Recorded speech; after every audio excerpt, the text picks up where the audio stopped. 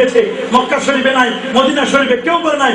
সবাই কেউ শুয়ে রয়েছে, বসে রয়েছে, মুয়াজ্জিন দ্বারা একামত দিচ্ছে, আল্লাহু আকবার, আল্লাহু আকবার। আগে কাতার সোজা করার বিধান নয়, আর কাতার সোজা করা এখন মুখস্থ ফতোয়া দেয়। তাই কাতার সোজা করা ওয়াজিব, পারলে দেখাও কোন কিতাবে আছে কাতার সোজা করা ওয়াজিব। ওটা মকসুদুল মুমিনে থাকতে পারে, কোন ইমামের ফতোয়া নয় কাতার সোজা করা ওয়াজিব। কাতার সোজা করা হলো সুন্নতে মুআক্কাদা। যারা বলেন ঠিক কিনা? কাতার সোজা করার দায়িত্ব হলো ইমামের। ইমামের দায়িত্ব হলো কাতার সোজা করা। তাহলে ইমামের দায়িত্ব এটা, ইমাম কাতার সোজা করবে। আপনি কেন নামাজের আগে কাতার সোজা করার কথা বলেন আর আগে কাতার সোজা করার কথা বলেন? যদি প্রয়োজন হয় কাতার সোজা করার, তাহলে কাতার সোজা করে বসে যাবেন। একামতে যখন হাইয়া আলাস সালাহ বলা হবে তখন দাঁড়াবেন। এটাই ফতোয়া, ঠিক কিনা বলেন? আমাদের টুপি হবে গোল টুপি। কি টুপি? আমাদের জামা হবে গোল জামা। কি জামা? জোরে বলেন, কি জামা? জামা হবে গোল। অনেকে কয় কিতাবুল লেবাস নাই।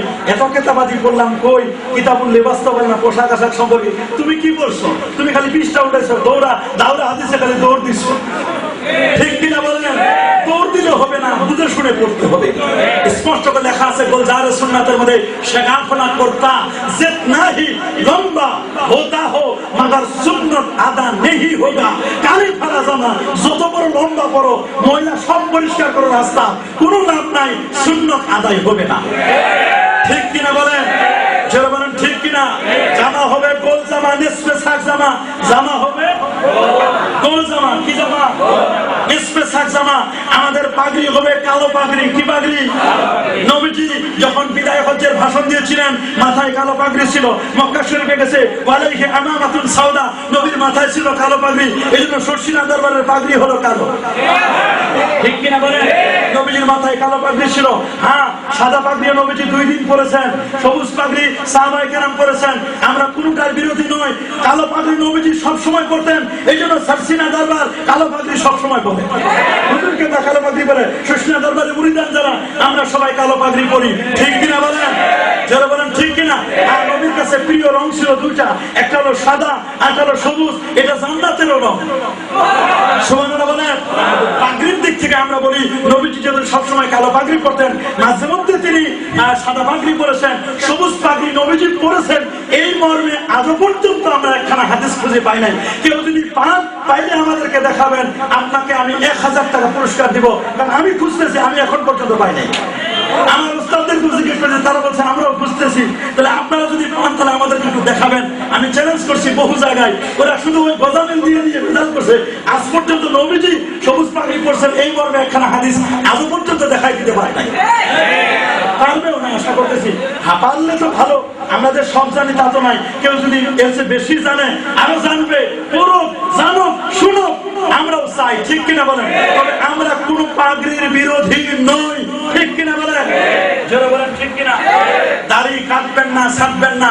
দাড়ি কাটা ছাটা সম্পূর্ণ হারাম। ঠিক কিনা বলেন? দাড়ি কাটা ছাটা সম্পূর্ণ হারাম। সুসারে মস্কে খাড়ো করো দাড়িকে। আল্লাহ নবী নিজেই তিনি কুরবানি করেছেন, নিজের নাম দিয়া তার পক্ষ থেকে কুরবানি করেছেন। সহিহ হাদিস বুখারীতে আছে।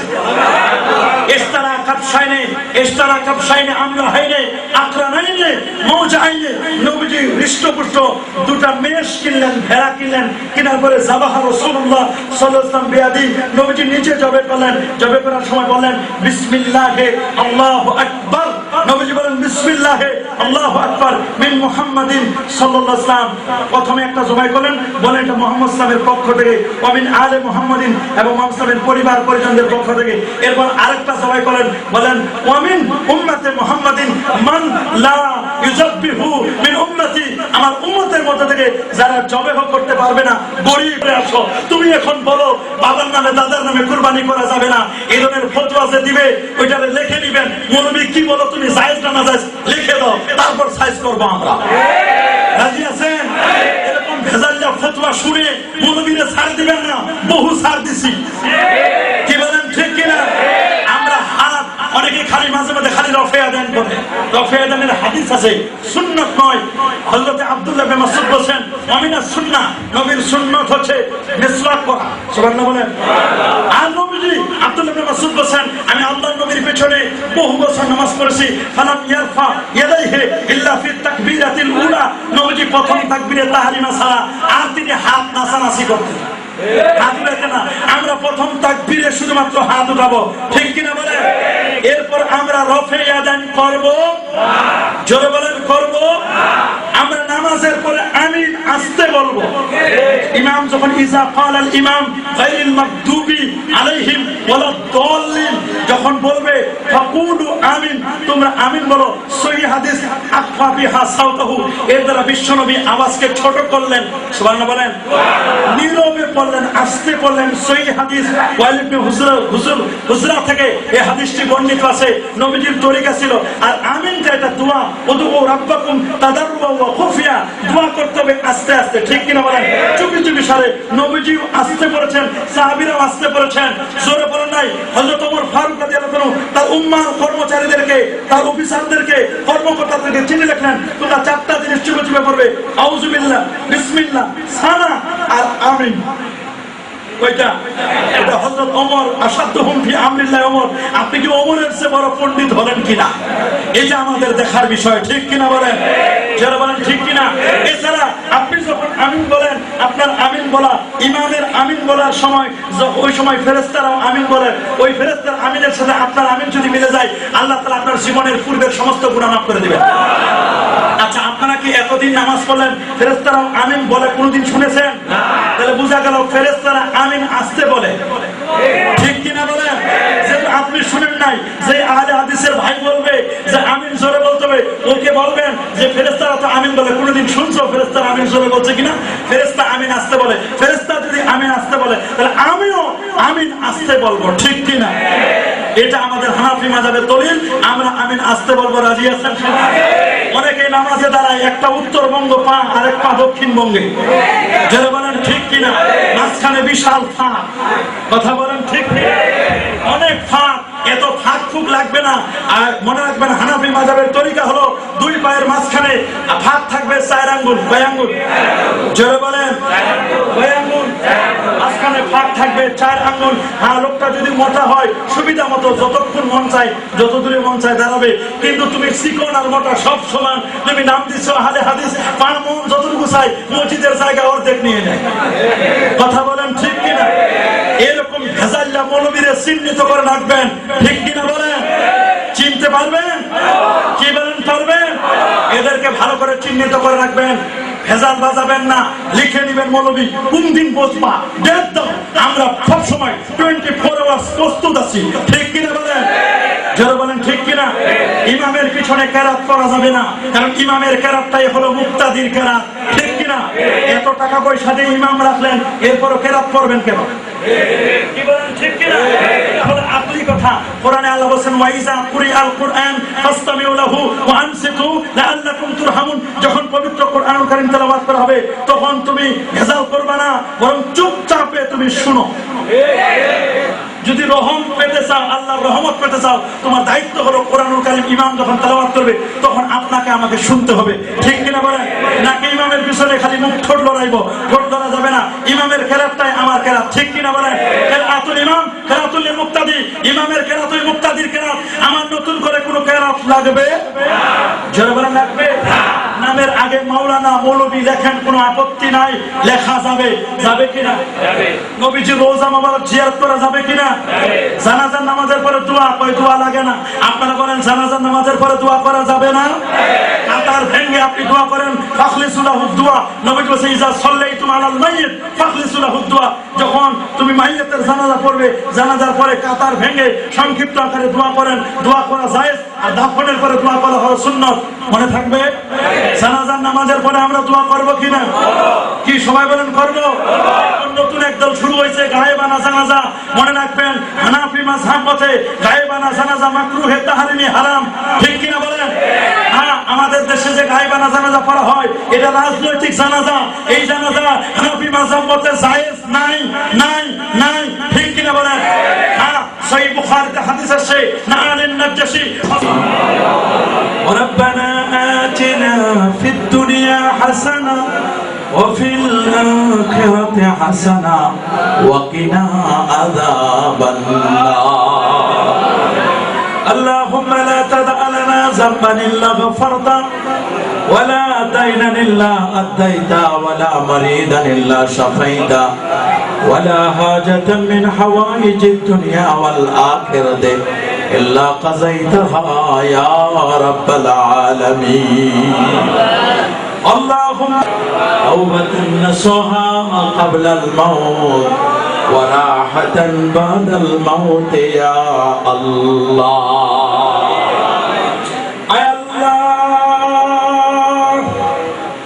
رب العالمين গভীর রজনীতে বাংলা বাজার আয় আল্লাহ খানকা মসজিদে তোমার শাহী দরবারে শত শত মুসল্লিদেরকে নিয়ে হাত তুলেছে রে আল্লাহ বহু আলেম ওলামা হাত তুলেছে আল্লাহ হাফেজ কারি মুরব্বিয়ানে কেরাম হাত তুলেছে আয় আল্লাহ মাদ্রাসার তালিবুল ইলমরা হাত তুলেছে রে মালিক যুবক বন্ধুরা হাত তুলেছে আল্লাহ যার হাতটা তোমার ভালো লাগে যার হাতটা তোমার পছন্দ হয় তারা হাতের উসিলায় আজকের মোনাজাত খানি কবুল করো রে মালিক রব্বুল আলামিন तमाम সাহাবার হাদিয়াগুলো আকা মাওলার কদম মোবারকায় পৌঁছায় দাও तमाम अंबिया मुरसलीन सहाबा ताबीन बुजुर्गान दीन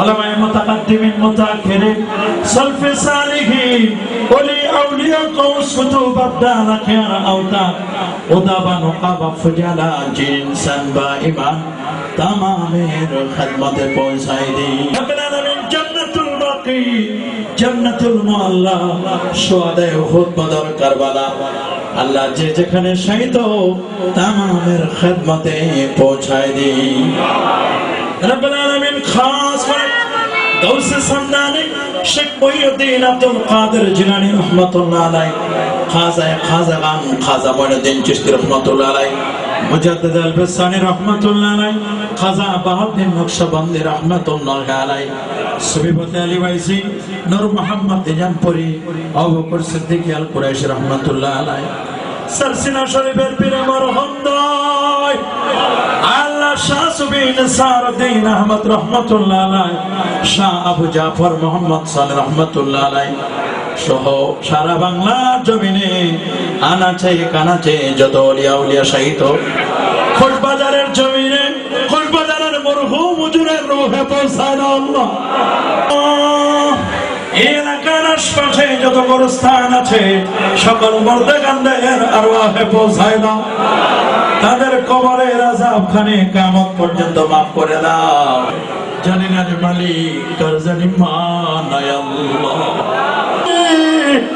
মা নাই বাবা নাই এতিমের মতো তোমার দরবারে দুটো হাত তুলে দিলাম আল্লাহ আল্লাহ দয়া করে মায়া করে আমাদের মা বাবার কবরে হাদিয়াগুলো পৌঁছায় দাও মা বাবার কবরগুলোকে জান্নাতের বাগান বানায় দাও রে আল্লাহ যাদের মা বাবা বেঁচে আছে হায়াত বাড়ায় দাও আমাদের দাদা দাদি নানা নানি খালা খালু পাড়া প্রতিবেশী আত্মীয় স্বজন বন্ধু বান্ধব ওস্তাদ মুরব্বি যারা যেখানে শহীদ সকলের আরো আগে পৌঁছায় দাও আল্লাহ সবার কবরের আযাবকে কিয়ামত পর্যন্ত মাফ করে দাও সেহাতে কল্যাণ নসিব করো আল্লাহ সরসিনা দরবারকে কিয়ামত পর্যন্ত দায়েম ও কায়েম রেখে দিও আল্লাহ মাদারসে আগামী 11 12 13 তালিমি জলসাকে কবুল করো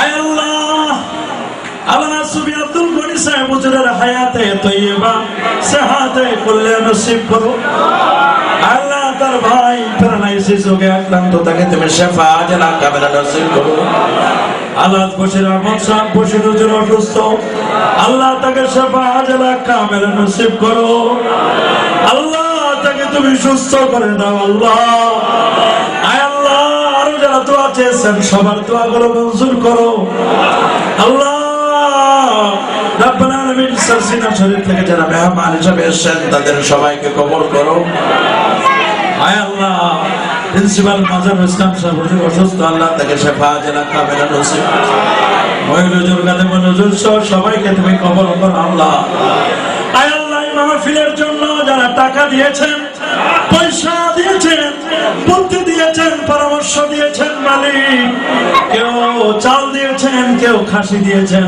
ছাগল দিয়েছেন, যে যেভাবে সাহায্য সহযোগিতা করেছেন আল্লাহ সবার খাদমতকে কবুল করো আল্লাহ। কেউ কায়িক শ্রম দিয়েছেন, সবার খাদমতকে কবুল করো মালিক। জানি না কার মনে কি বলছে রে মালিক, আল্লাহ আল্লাহ জানি না কার মনে কি বলছে। আল্লাহ খাদেমুল হুজুর তাকে তুমি হজ করার তৌফিক দিও, অভাব অনটন দূর করে দিও, যত ঝামেলা থেকে মুক্ত করো, সারসিনা দরবারে খাদেম হিসেবে কবুল করো আল্লাহ। তার ছেলেটাকে তুমি কবুল করো, মহিলাকে কবুল করো আল্লাহ। আল্লাহ তাকে তুমি সুস্থ করে দাও, আপদ বিপদ থেকে হেফাজত করো আল্লাহ। আর যেন ভারত যাওয়া না লাগে আল্লাহ। দারুল শেফা থেকে তুমি শেফা দাও মালিক, তোমার হাবিবের উসিলায় তুমি কবুল করো আল্লাহ। আল্লাহ সারসিনা দরবারের উসিলায় তুমি মাফ করে দাও আল্লাহ। কোন গুনাহ থাকলে তুমি মাফ করো মালিক, আল্লাহ তুমি কবুল করো আল্লাহ। আবেশ মহিলা জোর তার ছেলে সন্তানদের সবাইকে কবুল